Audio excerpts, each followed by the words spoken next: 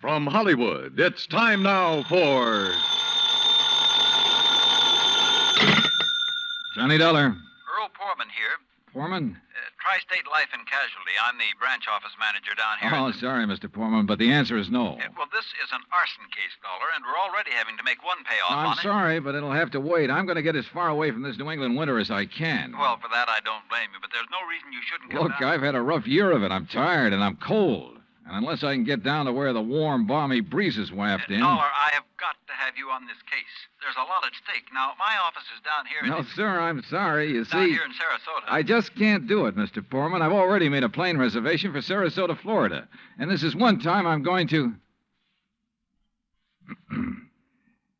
Where did you say your branch office is?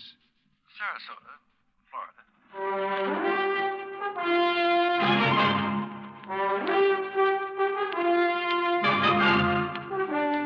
Bob Bailey in the exciting adventures of the man with the action-packed expense account. America's fabulous freelance insurance investigator. Yours truly, Johnny Dollar.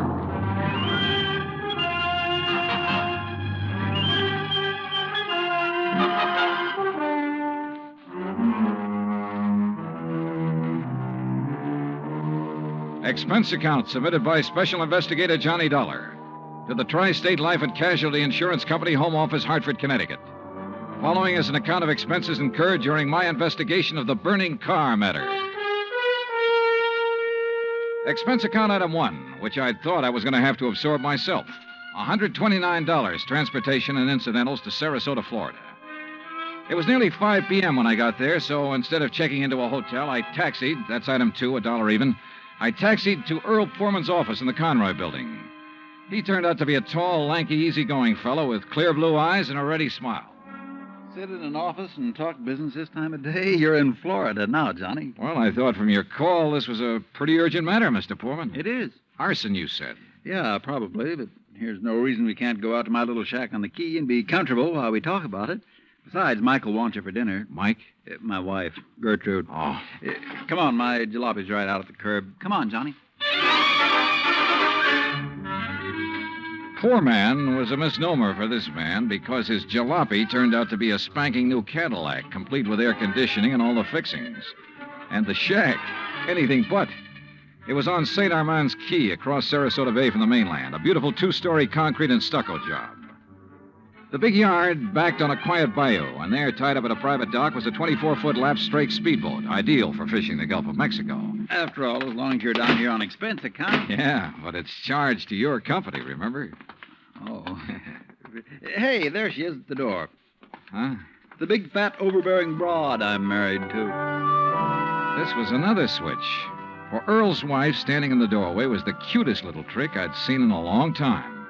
Petite, pretty, and blonde, and with eyes that you noticed right away because they were almost green. Eyes that suddenly narrowed as she looked at me. And I wondered why. Johnny Dollar, did you say? That's right. Insurance investigator down here to look into those fires. Oh. Any objections? No. No, of course not. Just set your bags here in the hall, Johnny. All right, thanks. And wouldn't you like a drink after your long trip? Yeah, and you can get me one, too. Scotch, Johnny? Martin's VVO. Oh, great. Well, soda, please. Sit down, sit down. Thanks. I take it Mike isn't too interested in the insurance business, huh? You know, she used to be a singer, dancer. Oh, well, this is a little different.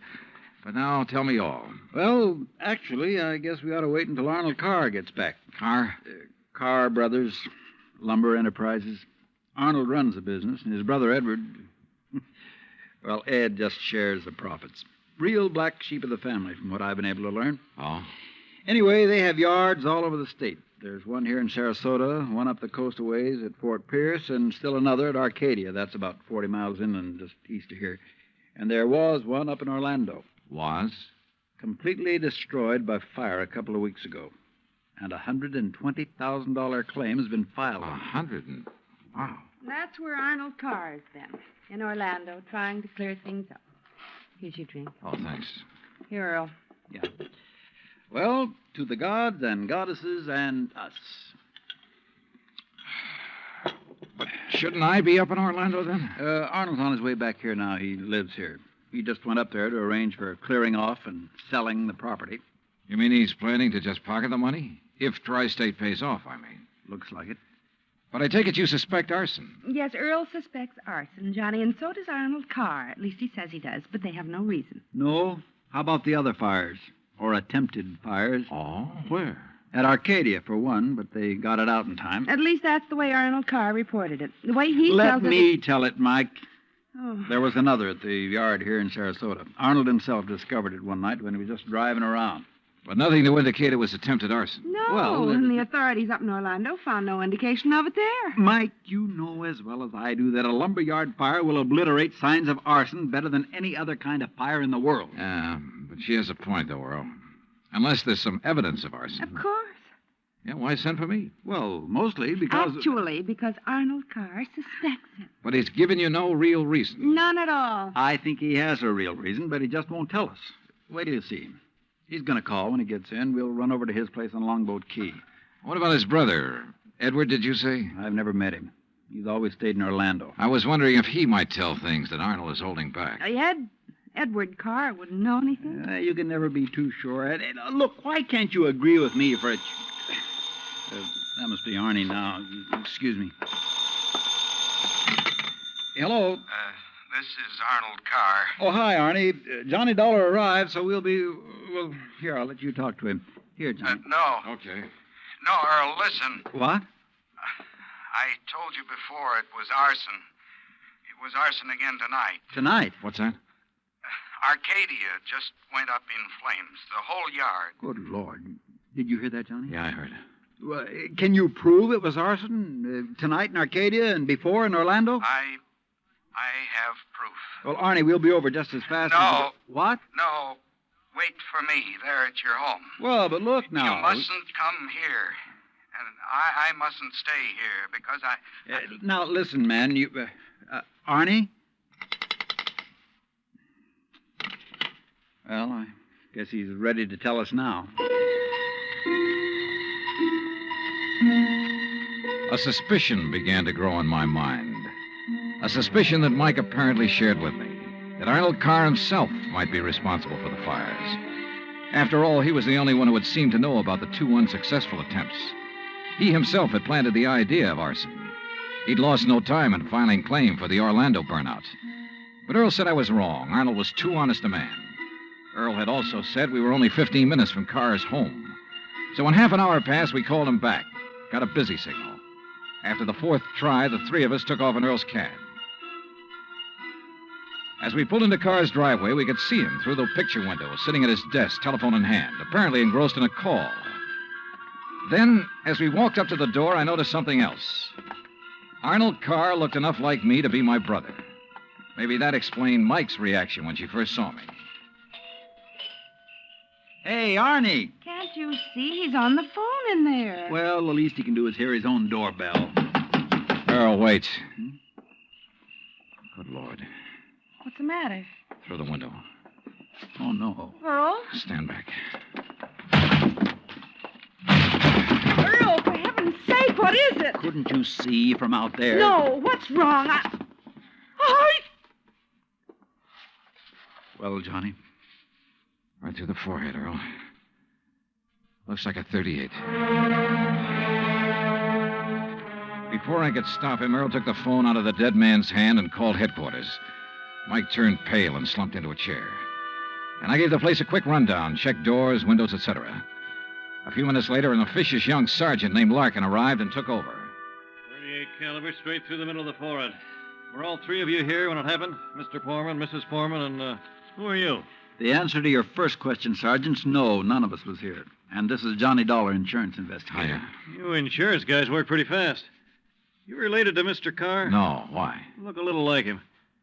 Who busted in the front door? The killer? I did. When we drove up, we saw Mr. Carr sitting there at his desk. We rang the doorbell and knocked, but... And when he didn't move, you took things in your own hands and busted in, huh? That's right. You haven't moved anything, have you? No. Except I took the phone out of his hand to call you. Dollar, if you're any kind of investigator, you should have known better than let him touch anything. Now, let's see. The shot must have come from somewhere near this window by the fire. Sure, here we are. Bullet hole right through the pane.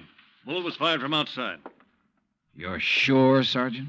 Sure, I'm sure. Look for yourself. You call yourself an investigator? Hey, Cummings, Woolway, check the area around that window beside the chimney out there for footprints. Maybe an empty cartridge case. Now, you folks get out of here so I can call Doc Hanley over and get on with my investigation. And no, Dollar, I don't need any of your help. Well, thank you, Sergeant. Your job is fires, not... Hey, where did Mrs. Poorman go? Out to the car. Why? Who told her she could leave?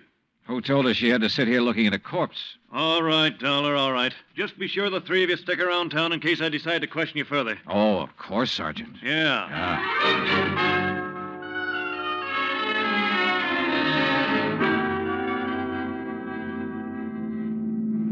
Not shot by somebody standing outside? What do you mean, Johnny? Oh, I spotted that bullet hole in the window, too. So? I also noticed there were no particles of glass on the inside sill. But there were some on the outside. Yeah. The shot that made that hole was fired from inside that room to make it look as though it had come from outside.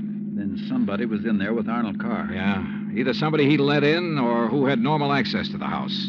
And he had to stop Arnold from talking about the fire in Arcadia. Hey, how much do you know about his brother, Edward? Nothing, really, outside of what Arnold told me. Was either of them married? Family of any sort? Arnie wasn't. But Arnold's death means Edward will own the business then. Well, yes. And he lives up in Orlando, scene of the first big fire. Yes, very good heavens. Johnny, you don't think his own brother... Where can I rent a car? Take Mike's Chevy. It's in the carport at the house. But what are you going to do? Drive up to Orlando by way of Arcadia.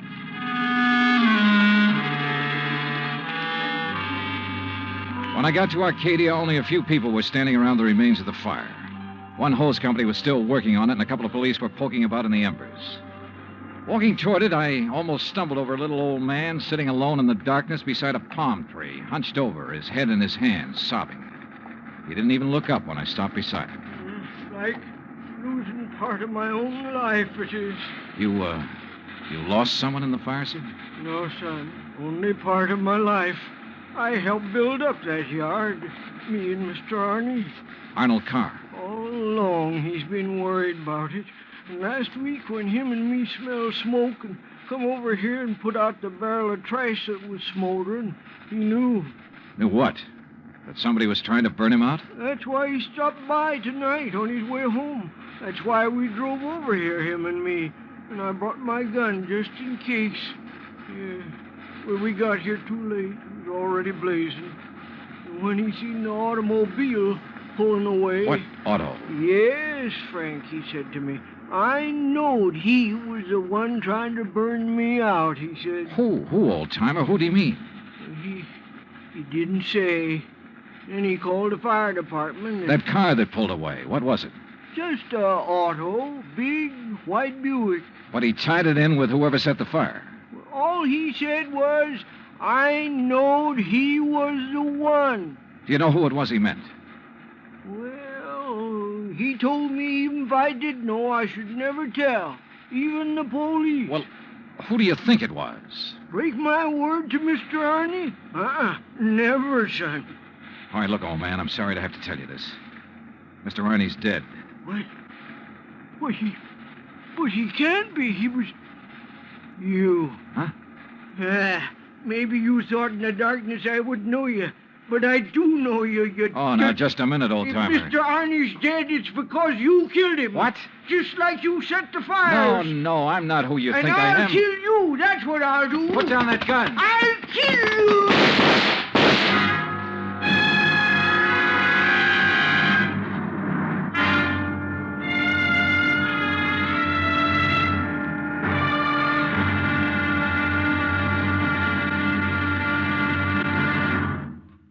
Act two of yours truly, Johnny Dollar, in just a moment. Back in the old days, the very old days, that is, a girl named Cassandra had a corner on the oracle market. But nowadays, you can do some foretelling yourself. On Jukebox Jury, for example, you can help decide which of Tin Pan Alley's new recordings are destined for the hit brackets and which ones are likely to spiral all the way down to oblivion. Remember, Jukebox Jury is yours to hear on most of these same stations every Sunday. Now, Act Two of yours truly, Johnny Dollar, and the burning car matter.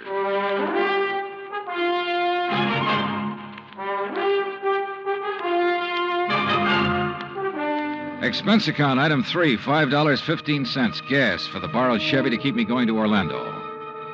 Either the old man's eyesight was bad or he was just a lousy shot. Either way, it was okay by me. I hated to slap him down, but there was no point hanging around Arcadia trying to explain things to the local authorities. So after making sure I hadn't really hurt him, I appropriated his gun and took off fast. He'd thought I was someone else.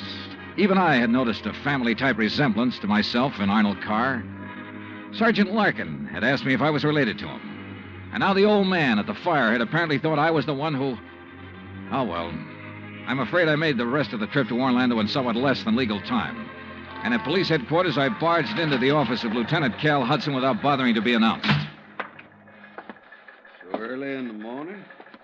Sit down while I finish up a report, Mr. Carr. Thanks. I was trying to reach you, but we got no answer to the phone at your house. Well, that's very interesting, Lieutenant. I'm afraid I have the painful duty of notifying you that your brother Arnold down in Sarasota last night... Why did you say very interesting, Mr. Carr? Or had you already learned... Well, I'll be doggone. Yeah. You're not the first one. Who are you? Johnny Dollar, insurance investigator. I can't believe it. Dollar, you look enough like Edward Carr to be his twin. You even sound a lot like him. I take it you haven't located Edward yet? Well, no. Lieutenant, I think Edward Carr is the firebug we're after. And the killer. Wait a minute. Briefly as possible, I told him of Arnold Carr's phone call to Earl Poorman. His emotional upset just before he was killed. I told him Arnold had been murdered by someone inside the house, someone close to him. And that everything indicated that someone could very well be Edward Carr. That's still all just theory, Dollar, without any proof. Well, I will admit that Edward is a pretty worthless playboy living off the profits of the lumberyard. In any event, the lieutenant promised to put out an APB on Edward Carr. That was at breakfast for the two of us. Item 4, $3.25. Before I left him, he gave me Ed Carr's address, 1726 Allen Place. As I expected, there was no answer to the doorbell at 1726, so I tried visiting up the street. It quickly became clear that Ed Carr wasn't very popular in this otherwise quiet, well-ordered neighborhood. Those big, noisy parties at all hours of the night, cars parked up and down the street, blocking respectable people's driveways. Yes, ma'am. You know, well... once in a while you expect a person to have callers and such. Me, I have the ladies' bridge club every third Wednesday, for instance. Well, that's nice. But these are all ladies, not like some of the trash that man and his friends have, dancing and drinking and carrying on at all hours. Yes, you mentioned cars, Mrs. You Harper. know, people like Mrs. Hereford Robbins. She's awfully nice. And Janet Osterworthy. Now, she's a widow. Well... And, you know, she could have her pick of anybody she liked. But does she ever look at another man? No, sir. And then there's Mrs. Harper. Yes? You mentioned cars. Do you know what kind Mr. Carr drove? Why, yes. It was a big white one. And the make? Well, no. My husband, when he was alive, always drove a Maxwell, and I guess that's the only kind I ever got to know by name. But Mr. Carr's is white. Only I guess that isn't much help to you, is it? All the white cars here in Florida, I mean. Look. Now, even that blonde hussy who's around him all the time drives a white car. Oh, I really shouldn't use a word like that, though, should I? But it fits. Wait a minute. What blonde, Mrs. Harper? Mr. Dollar, I don't pay any attention to people like that. Why, you'd think she owned that house of his, the way she keeps popping in and out all hours as if she belonged there. Mrs. Harper. And drives all the way up from Sarasota, too. Do you know who she is? I do not. I refuse to pay any attention to people like... And the way she dresses, too, like a newly rich chorus girl with all her fancy clothes and furs and things. How do you know she comes from Sarasota? By the license on her car, of course. Every city has its own number. You know that very well. And hers is 12WW something. And you don't know her name? Of course not. Flaunting all those expensive furs as though she bought and paid for them herself. And if there's anything I hate to see, it's a little shrimp loaded down with furs. Now, a tall person like me... And well, her thanks. Eyes, if there's anyone I don't trust, it's a person with green eyes. Why, Thank you, Mrs. Harper. Her description of Carr's girlfriend stopped me in my tracks. That description could fit Mike Poorman to the letter. Petite, blonde, green eyes, and she came from Sarasota. And then I remembered Mike's reaction when she first saw me. Her dismissal of Edward as a possible suspect. There was obvious friction between Earl and Mike, too. I figured it was just normal in a couple who'd been married for a while. But now... Item 5, a $1.30 phone call from the nearest booth I could find to Earl Poorman at his office in Sarasota. No, she isn't, Johnny. Why? Well, do you know where Mike is? When I woke up this morning, I could hear her talking to her girlfriend, Betty, on the phone downstairs. Betty? Betty lives here in Sarasota. They used to be on the stage together, Sister Act, you know. Yeah, well, Well, then when I went down for breakfast, she was gone. Took my car, too. I had to come here to the office in a taxi. Yeah, well, okay, Earl. Thanks a lot. Hey, now, wait a minute. How are you doing? You found out anything I ought to know about this arson and murder business? No, Earl. Nothing that you need to worry about. Liar. I sat down at a corner drugstore. That's item 5, 80 cents, over a sandwich and a Coke to try to think things out. But I'm afraid I didn't like anything that I thought. Finally, I drove over to Allen Place again. I parked a couple of blocks away and walked to 1726. I rang the front doorbell, knocked a couple of times. Then I slipped around to the back door, finagled a lock on it with a little celluloid pocket calendar, finally got it open. I left it open for the sake of a quick exit if such became necessary. But I guess that was a mistake. For a couple of minutes later, as I rounded the corner from the den into the living room, I felt the barrel of a gun poked into my back. Out of town, huh, Ed? Now, wait a minute. Don't move, Eddie boy. Trying to stall off pay me the $5,000 by saying you're going to be out of town, huh? Okay, so you think I'm Edward Carr. You kidding? Don't you know what happens when somebody tries to stall me? This. I don't know exactly how long I was out, but when I came to, it was dark. Except for the glow from a streetlight outside. And what roused me was the sound of footsteps, feminine steps, cautiously entering the back door. Then, briefly, silhouetted against a window, I saw a trim, petite figure that was all too familiar coming toward me. Then she saw me, too. Oh, darling, you're hurt. What happened? What do you think? Who did this? Who struck you? You don't know? Yes, of course, it was Tony. Because you didn't pay him soon enough for the Arcadia job. Here, Eddie, let me help you. No, just let me rest for a minute. I thought that was Tony I passed on the road in from Sarasota. Why'd you come over from Sarasota? To see you. I knew you'd be here. Oh, why? Why, so the police could surprise you with the news of your poor dear brother's death. But why did you come to the house? Because I hoped you'd come here, I guess. Eddie, you should have waited until I could raise the money to pay off Tony. You mean for killing Arnold, too? Of course. No. Are you trying to say you didn't kill Arnold? But I saw you from outside in the Buick. You'd swear to that, wouldn't you? I don't know what you... Eddie, you sound like you don't trust me. We're in this thing together. Yeah, you sure of that? What are you talking about? Whose idea was it to knock off Arnold? But you had to. When he saw you at Arcadia, he knew that you were having the yards burned up. That's the way you figured it from the beginning, wasn't it? Now, look, baby. First burn up the lumber yards and collect the insurance on them. Then convince me that you and I should have it all by putting Arnold out of the way. But you had to kill Arnold. I don't understand you, Eddie. Yeah. And I wish I didn't understand you, Mike. Mike? Come on. Let's turn on a light. No. No, if somebody sees us. Eddie, you... Who are you? Are you kidding, Mike? Wait a minute. Who are you? You're that insurance investigator, Johnny Dollar, that Mike told me. Let me out here. Oh, no, you don't. You're staying right here. Mike Poorman's sister, aren't you? Well? Oh, sister. So we once did a sister act before she married that Poorman guy. Now, let me go. Not by a long shot. You may as well, Dollar. What? Eddie. Don't move, Dollar. Get his gun, Betty. Get it. Yeah, sure. Here, Ed. Good. Ed Carr, huh? That's right. And you know we do look alike, you and me. Yeah, sure.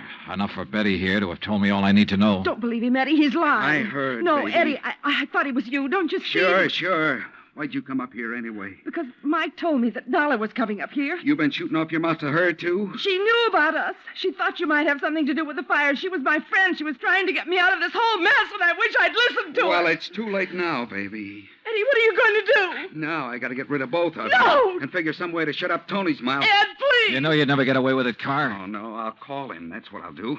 Yeah, Betty, and he'll come here to get his money. Then I'll call the police, see?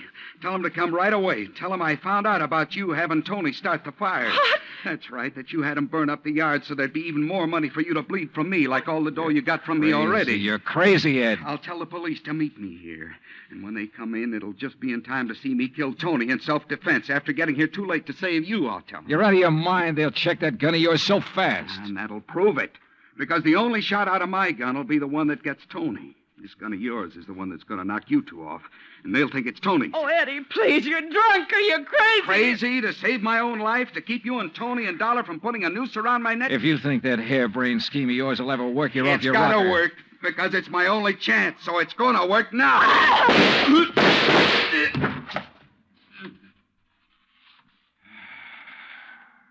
Thanks, Lieutenant. I'm afraid I was too late to save her, Johnny. Mm-hmm. Yeah. But Eddie Carr will live to face a jury.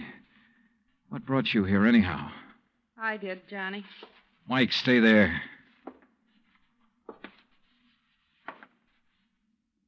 Stay right here, Mike. I know. I don't want to see it. She was my friend.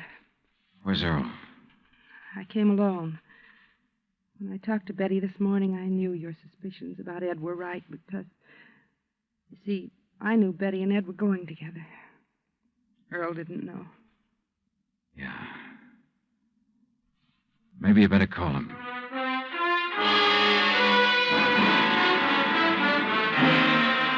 Expense account item 6, $9.80, gas and incidentals for the drive for the two of us back to Sarasota. Remarks? Betty, of course, has already paid for her part in the deal, and I guess it's pretty obvious what'll happen to Ed Carr and Tony Ricardo. The insurance money in the Carr estates will be distributed according to Florida law. Further remarks, the apparent friction between Earl and Mike was only part of a normal married life. They're a pretty nice pair. Oh, and I thoroughly enjoyed 3 days of fishing in the Gulf, thanks to Earl. Expense account total, including all the incidentals I could think of, $385.26. Yours truly, Johnny Dollar.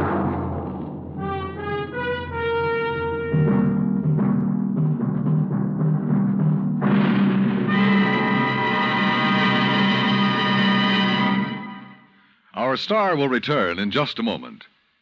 You don't have to be an efficiency expert to figure out that it's easier to lend your support to several worthwhile fundraising campaigns all at once than it would be helping one campaign at a time. That kind of efficiency is yours to enjoy through the United Community Campaigns. CBS Radio hopes that when the United Community Campaigns are underway in your town, that you'll remember how much good you can accomplish with one gesture of support. Now, here is our star to tell you about next week's story. Next week, a case with a real twist. One that I think will just about tear your heart out. Join us, won't you? Yours truly, Johnny Dollar.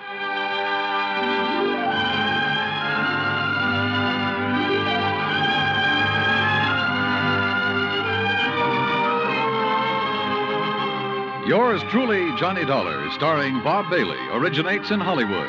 It is produced and directed by Jack Johnstone, who also wrote tonight's story. Heard in our cast were Virginia Gregg, Harley Bear, Victor Perrin, Bob Bruce, Harry Bartell, Vivi Janis, Tony Barrett, and Junius Matthews. Musical supervision is by Amerigo Marino. Be sure to join us next week, same time and station, for another exciting story of yours truly, Johnny Dollar. Dan Cubberly speaking.